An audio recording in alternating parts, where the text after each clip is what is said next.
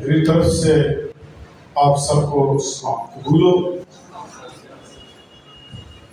मैं इस वादा को एक बार फिर आपके लिए पढ़ता हूँ और इससे गौर से सुने, गौर से सुने, इसलिए कि मैं आपसे भी पूछूंगा, क्योंकि ये कलाम जो है ये मेरे लिए भी है, आपके लिए भी है। तो सुने, खुदा का बंदा यूहन्ना आरफ ये लिखते हैं, फिर मैंने देखा कि बर्रा ने उन 7 मोहरों में से एक को खोला और उन 4 जानदारों में से एक की गर्ज की सी आवाज सुनी कि आ। और मैंने निगाह की तो क्या देखता हूं कि एक सफेद घोड़ा है और उसका सवार कमान लिए हुए है। उसे एक ताज दिया गया और वो फतह करता हुआ निकला ताकि और भी फतह करे। खुदा इस कलाम पर पढ़े जाने सुने जाने का अपनी बरकत बख्शे। आमीन। मेरे अज़ीज़ों, आज ये पहली मोहर है, क्योंकि बहुत सारे लोग, बहुत सारे दानिश्वर, बहुत सारे स्कॉलर, बहुत सारे खुदाम, बहुत सारे डीकन्स, एल्डर्स और कलीसिया के जो दानिश्वर लोग होते हैं वो आपस में गुफ्तगू करते रहते हैं कि अब कौन सी मोहर का वक्त है, अब कौन सी मोहर खुली हुई है और कौन सी आगे खुलने वाली है और कौन सा वक्त गुजर रहा है। इसके बारे में जो है ये लोग गुफ्तगू करते रहते हैं। तो मेरे सिसो, आज मैंने ये समझा कि इस दफा फिर मैं आपके सामने इस कलाम को शेयर करूं, तो खुदा ने मुझे मौका बख्शा है, तो मैं आज आपके सामने खड़ा हूं। यूहन्ना आरिफ जो थे ये खुदावन के बहुत प्यारे शागिर्द हैं और रिश्ते में, जिस्मानी रिश्ते में ये मसीह खुदावन के रिलेटिव भी थे। तो इन्होंने यूहन्ना की अंजील भी लिखी, इन्हीं की है, और फिर यूहन्ना के खत लिखे और इनको सजाए मौत हो गई। जब इनको सजाए मौत हो गई तो सजाए मौत दी गई, लेकिन खुदा की कुदरत ने, जो मौत करने की कुदरत रखता है, मारने वाले से जिंदगी देने वाला बेहतर है। हालेलुया। तो ये जब सजाए मौत इनको हुई तो ये जिंदा बच गए। कानून ये था कि जिसको एक बार सजाए मौत दी जाती है उसको दोबारा सजाए मौत नहीं दी जाती। तो इनको, यूहन्ना रसूल को, यूहन्ना आरिफ को, उन्होंने पतमस के जजीरा में कैद करके वहां रख दिया कि आप जब तक जिंदगी है इसी जजीरा में आपने गुजारनी है। जजीरा वो होता है जो समुंदर के अंदर छोटा सा मुश्किल का टुकड़ा होता है और दूर दूर तक पानी ही पानी नजर आता है, ना कोई उधर जा सकता है ना कोई उधर से वापस आ सकता है। ये इस किस्म का जजीरा था।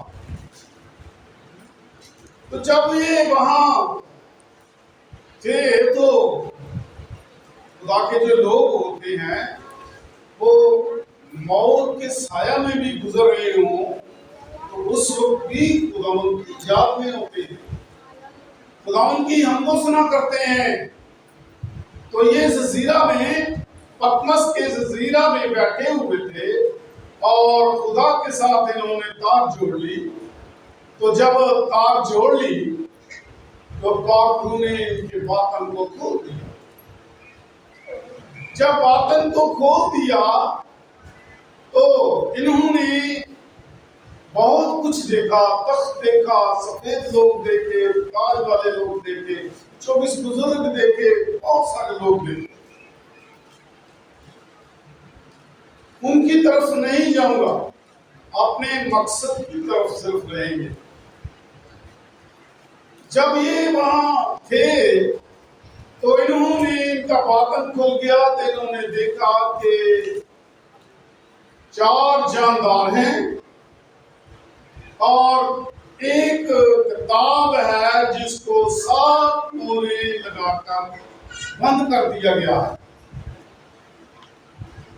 तो बंद कर दिया गया है तो जब इन्होंने सारा जो पहले इसके था वो सब कुछ देख लिया, तो जब इन्होंने किताब देखी तो रोए। तो रोए, उन्होंने देखा कि ना कोई आसमान पर, ना कोई जमीन पर, ना जमीन के नीचे इन मोहरों को खोलने के लायक ही ना निकला। तो फिर किसी ने उन बुजुर्गों में से खड़े होकर, उनके बीच किसी ने खड़े होकर बुजुर्गों में से कहा कि एक है जो अज़ल से ज़िबा किया हुआ बर्रा है, वो इन मोहरों को तोड़ने के लायक है। तो जब उसने ये सुना तो तसल्ली हुई। तो ये देखते हैं कि जब यीशु ने, जब खुदा ने, जब किसी ने पहली मोहर खोली तो उसमें देखते हैं कि 4 जानदार हैं। उन जानदारों में से किसी एक ने गर्ज की सी आवाज से, जोर से आवाज दी कि आ। तो वो जब आया, बाहर निकला, तो उसके हाथ में एक कमान थी। क्या कमान के अंदर तीर था या नहीं था? मैंने कहा था मैं पूछूंगा, गौर से सुनो। वो सवार निकला और उसके हाथ में एक कमान थी और उस कमान के साथ तीर का जिक्र नहीं है। इसका मतलब तीर नहीं है, कमान थी। और उसके नीचे जिस पर वो सवार था वो कौन से रंग पे, कौन सा रंग था घोड़े का? सफेद घोड़ा था। शाबाश। उस घोड़े का रंग सफेद था। सफेद कलर जो है ये आसमानियों का कलर है, क्योंकि खुदा के रसूल जब मूसा और जो हारून काहिन थे वो खुदा के हुजूर जब खड़े होते थे तो सफेद कप्तानी लिबास पहनते थे। तो ये हुक्म था उनके। तो वो सफेद घोड़ा जो था उस पर सवार था। सफेद जो कलर है ये अमन का कलर है और ये अमन पसंद है और ये सादगी का रंग है, बुजुर्गी का रंग है। तो वो सफेद घोड़े पर बैठा हुआ है और उसके हाथ में एक कमान है। फिर खुदा का बंदा कहता है कि मैं क्या देखता हूं कि जब वो घोड़ा, सफेद घोड़े वाला सवार आया निकला और उसे एक ताज दिया गया, ताज सर पर पहनाया गया। मेरे चीजों को नंगे सर बाहर आया और उसके सर पर एक ताज रखा गया और हुक्म मिला उसे कि फतह करता हुआ निकला, लेकिन उनसे हुक्म मिला कि और भी फतह कर। मेरे चीजों, वो सफेद घोड़े वाला सवार और भी फतह करने के लिए निकल दौड़। और जब वो निकला, फिर उसका रिजल्ट क्या हुआ? दौड़ पड़ा। जब हम मोहर का तसलसल पढ़ते हैं तो वहां एकदम दूसरी मोहर खुल जाती है। जो पहली मोहर है, इतना ही हुक्म है कि तू जा और भी फतह कर। हम ये देखते हैं कि इन मोहरों को जिसने कलम बंद किया, उसमें क्या लिखा है? दानियल नबी का जब हम सहीफा पढ़ते हैं, ये भी खुदा का बहुत प्यारा नबी था। इसने भी शेरों के मुंह में पढ़कर खुदा की गवाही दी। तो मेरे चीजों, जब ये इसका वक्त था, तो उस वक्त ये बेलशस्सर बादशाह का दौर था। इसने 3 रोया देखी। 2 रोया पहले बयान की गई और फिर 2 रोयों के बाद तसलसल छूट जाता है। फिर ये दुआ में ठहर जाते हैं। जब दुआ में ठहर कर दुआ खत्म हो जाती है, फिर तीसरी रोया खुदा के बंदे पर नाज़िल होती है। तीसरी रोया आती है।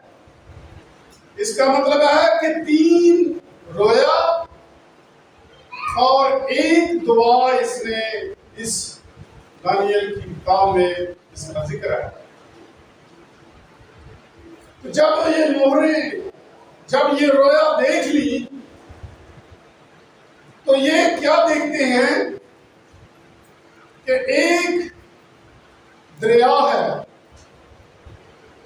और एक दरिया के इस किनारे पर और दूसरा इस किनारे पर, दाएं और बाएं किनारे पर 2 शख्स खड़े हैं और इतनी दूर से आपस में गुफ्तगू कर रहे हैं। और पानी पर एक और शख्स खड़ा है।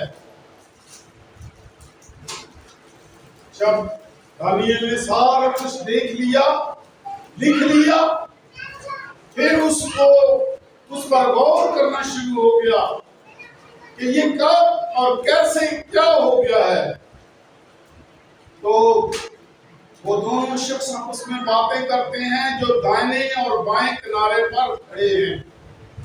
तो वो आपस में कहते हैं कि इन बातों का अंजाम जो दानियल ने रोया में देखे हैं कब होगा।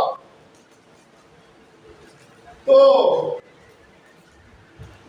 कब ये रोया का वक्त पूरा होगा और इसका अंजाम क्या होगा। जो पानी पर शख्स खड़ा था, उसने कसम खाकर कहा कि हय्युल कय्यूम की कसम, जब तक ये बातें पूरी ना होंगी उस वक्त तक जो है ये इंजाम इसका पूरा नहीं होगा।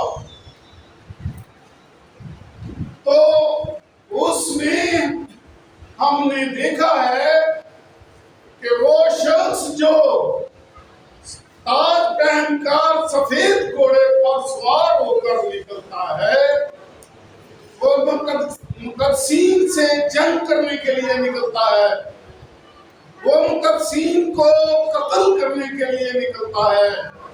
और उसने कहा कि जब तक मुकद्दसीन की तादाद पूरी ना हो जाए, उस वक्त तक ये सर्वमहमूद बंद रहेगी, ये कलाम बंद रहेगा। और दानियल फिर उन बातों को सोचना शुरू हो गया।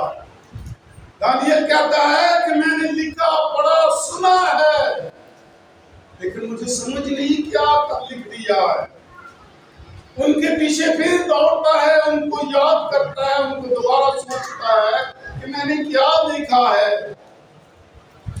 लेकिन खुदा ने उसे कहा कि दानियल, इन बातों को बंद कर रख, ये अगले जमाने वाले आखिरी जमाना के लोगों के लिए है। मेरे चीजों को पहले जमाने के लोग थे, हम यीशु के जी उठने से लेकर यीशु की अदालत तक, जब तक वो हमें आसमान पर नहीं ले जाता, हम आखिरी जमाना के लोग हैं।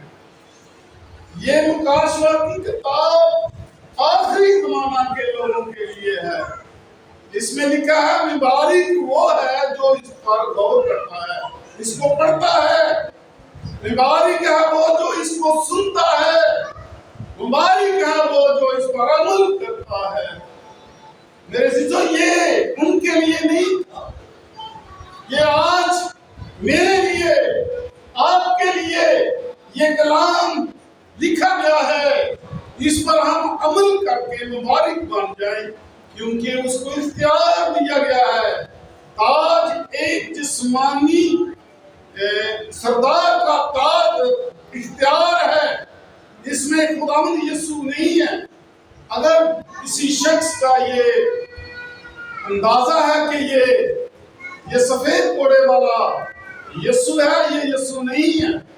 अगर हम दानियल की किताब 12वां बाब उसकी पहली आयत से शुरू करके आगे पढ़ते जाएं, तो वहां लिखा है कि मैं क्या देखता हूं कि एक मीकाईल फरिश्ता है जो तेरे लोगों के लिए, कौन से लोगों के लिए, जो तेरे लोगों के लिए उठ खड़ा होगा। क्योंकि दानियल भी मुकद्दस था और उसके लोग भी मुकद्दस थे, इसलिए खुदा ने उसे कहा कि वो जो मीकाईल फरिश्ता है तेरी कौम के लिए उठ खड़ा होगा। तो मेरे लोग, उस जो उठेगा उसके हाथ में तलवार होगी, कमान नहीं। कमान जो है वो लचक जाती है, कमान जो है वो जमीन पर इख्तियार वालों के पास थी। उस वक्त बादशाहों के पास कमान होती थी। तो ये जो यीशु हैं जो सफेद घोड़े पर बैठे होंगे, उनकी पेशाब भी सफेद होगी और वो खून की छिड़की हुई पेशाब पहनेंगे और वो कत्लो गारिब करते हुए, फतह करते हुए इनके साथ वो जंग करेंगे। वो मुकद्दसों के साथ जंग नहीं होगी, वो इब्लीस के साथ जंग होगी। और ये शख्स जो है, जो कमान लिए हुए है, ये मुकद्दसीन के साथ जंग करता है। आप देखिए, गौर करें कि सबसे पहले एक मिशन थी, उसका नाम था पाक कैथोलिक। वो 350 साल पाक कैथोलिक रही। फिर उसके बाद कुस्तुंतीन बादशाह ने रूम कैथोलिक में कन्वर्ट कर दी। रूम कैथोलिक के बाद एक और मिशन बर्पा हुई जो ऑर्थोडॉक्स थी। ये हमारे कॉलोनी में एक चर्च है ऑर्थोडॉक्स का, वो ऑर्थोडॉक्स थी, वो कैथोलिक मिशन से निकली, और जब वो निकली तो बहुत जंगोजदल हुआ। फिर उसके बाद एक और मिशन निकली जो प्रोटेस्टेंट मिशन थी, वो निकली जो मार्टिन लूथर ने निकाली थी। जब वो भी निकली तो उसके भी मानने वालों को बहुत सारी सजाएं दी, कत्लो गारत हुए, मुल्क जो थे कुछ तबाह बर्बाद हो गए, हस्ताए जमीन से मिट गए। मेरे शिशु को फतह करता हुआ निकला है। अबलीस मुकद्दसीन में घुसकर लोगों को बरगलाकर आपस में ही जंग करवा देगा। तो उसने आज भी अगर गौर करे, एक मिशन दूसरे मिशन वाले को कहते हैं नहीं ये तो जमीन पर रहने वाली मिशन है, नहीं हमारी मिशन आसमान पर जाने वाली है, हमारी मिशन इससे भी ऊपर जाने वाली है। ये तो खुदा ही जानता है ना कौन सी मिशन कौन से लोग जाएंगे। लेकिन जो खुदा के लोग होंगे वो जिस तरह आसमान पर तारे चमकते हैं इस तरह चमकेंगे, और उनके नाम किताबे हयात में लिखे हुए होंगे। और जिस किसी का नाम किताबे हयात में दर्ज किया हुआ ना मिला, मेरे वो जमीन पर रहेगा, वो खुदा की बादशाही में नहीं जाएगा, वो अबलीस की बादशाही में जाएगा। आज वक्त है, वो फतह करने के लिए निकला हुआ है, वो रुक नहीं रहा है। किसी जगह पे आग से जला रहे हैं मुकद्दसीन को, किसी जगह छुरियों से कत्ल किया जा रहा है, किसी जगह डंडों से मारा जा रहा है। वो आज भी रुका नहीं है, आज भी वो उसी तरह उस जो है मोहर को पूरा कर रहा है। मेरे शिशु, अपना नाम अभी वक्त है, अपना नाम किताबे हयात में लिखवाएं। दानियल कहता है कि मैंने क्या देखता हूं कि जिस किसी का नाम उस किताब में जो किताबे हयात का नाम है, जिसका नाम है उसमें लिखा हुआ ना मिलेगा, वो खुदा की बादशाही का वारिस ना होगा। मेरे शिशु, आज वक्त है, कमान लिए हुए वो निकला हुआ है, उसको इख्तियार दिया गया है कि तू और भी कर। ऐसा ना हो कि वक्त से पहले ही हम जो है वो इस दुनिया से रुखसत हो जाए और कत्ल कर दिया जाए, क्योंकि उसने अपने मेंबर पूरे करने हैं, उसने अपनी तादाद पूरी करनी है जो उसको हुक्म है कि और भी पता कर। मेरे से बहुत सारे लोग आज भी अबलीस का खिलौना बने हुए हैं। बहुत सारे लोग आज भी अबलीस का खिलौना बनकर खूब झूला झूलते हैं और हासिल कुछ नहीं करते। खुदा के पास आए, अपना नाम लिखवाएं और नाम लिखवा कर कुछ नाम दे। ऐसा ना हो कि हम अबलीस का जो तादाद पूरी करने वाले बन जाएं, बल्कि हम आसमान पर जाने वाले बन जाएं। वक्त नजदीक है, और उसने कहा है, वो जो पानी पर खड़ा था शख्स, उसने कहा है कि हय्युल कय्यूम की कसम, जब तक ये पूरा ना होगा उस वक्त तक ये आखिरी वक्त ना होगा, ये अंजाम इसका ना होगा। जब ये तादाद पूरी हो जाएगी तो फिर अंजाम होगा। तो दानियल को भी यही कहा गया, क्या दानियल तू अपनी राह ले, तू अपनी राह चल, इन बातों को सोचना छोड़ दे और तू जमीन में सो जाएगा, और जब तू उठेगा तो अपनी रास में उठेगा। हालेलुया। मेरे अजीजों, हम जो मुक़द्दसीन हैं, हम मरेंगे, जमीन में जाएंगे, सोएंगे, सोए हुए की हालत में होंगे।